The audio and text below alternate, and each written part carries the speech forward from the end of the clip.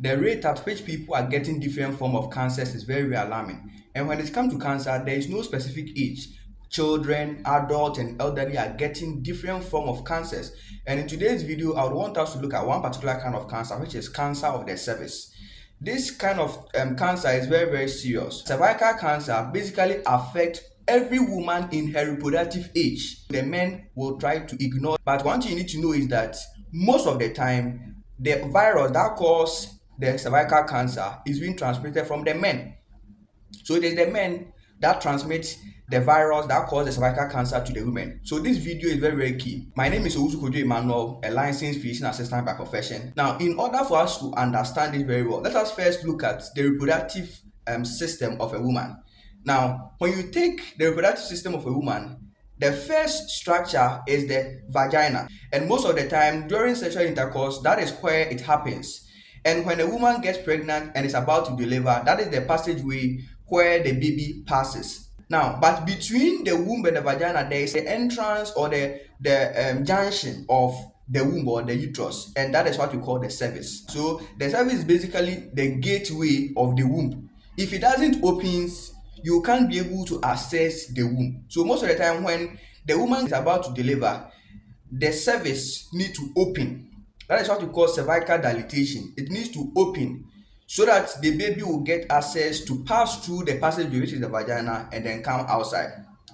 Now, this cervical cancer basically affects the cervix. The cause of cervical cancer is a kind of virus we call human papilloma virus.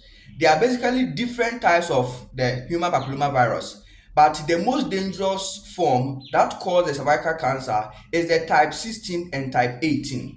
It is these two types of human papilloma virus that affect or that cause cervical cancer. And that one is sexually transmitted. So that means that it's being transmitted from a man to you. Most of the time, you will not identify, you will not notice that you've gotten this human papilloma virus because it starts showing some obvious signs and symptoms after a very long duration of time. That is why it's important that we do the screening of the cervical cancer. Now, let us look at the screening method. We have something called pap smear. It's basically done in the district hospitals, in the teaching hospitals, in order to identify whether the HPV virus is there or not. If you are able to identify the HPV virus, we can be able to treat it. Now, one thing you need to know is that most forms of cancers are treatable.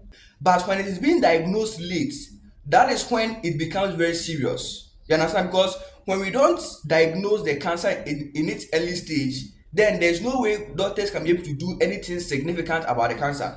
Now, there is a vaccination that can be done in order to prevent or protect yourself from getting the cervical cancer. You understand? So we need to also go to the hospital. If we do the pap smear and it is negative, then you will receive the vaccination with regards to the cervical cancer, so that it will go a long way to protect you lifelong, because you are at risk of getting cervical cancer if you don't receive the vaccination. If you find this video helpful, feel free subscribe to this channel for more videos, like this video, and then share this video to many people.